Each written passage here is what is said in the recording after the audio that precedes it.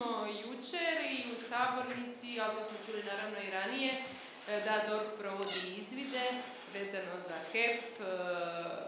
Očekujete li šta od tih izvida? Pa vidjeli ste jučer na dijelu kapitulaciju glavne državne odvjetnice. To je žena koja je, kada joj je kolega Bulj uručio majicu plin za cent svima, ne samo njima, predala značku državnog odvjetništva i stavila je na Mirova prsa.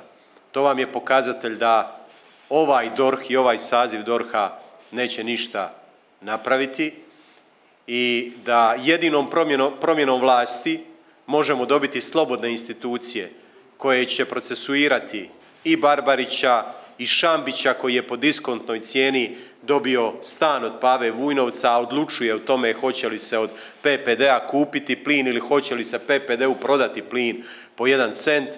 Tada će se pokrenuti proces protiv Vujnovca, tada će se pokrenuti proces protiv Marka Milića, glasnogovornika vlade, koji je uhvaćen u SMS porukama gdje namješta zapošljavanja, tada će se pokrenuti proces protiv Krune Katičića, tada će se pokrenuti proces protiv Milorada Pupovca, jer sjetite se, Darki Horvatu su išli s popisima firmi koje trebaju dobiti potpore. O tom više nitko ne govori. Hrvatska javnost pamti 3 dana afere ove vlade, ali doći će to sve na dnevni red kada oslobodimo institucije.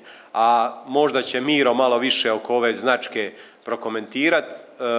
Ništa ne vjerujem državnom odvjetništvu, ništa ne vjerujem oko izvida. Jučer sam glavnu državnu odvjetnicu, to morate pogledati, pitao sam je o jednom slučaju, dakle ovih muljaža u veleposlanstvima. I kažem, vi ste odbacili bili kaznenu prijavu na dan kada sam ja Plenkovića pitao o tome.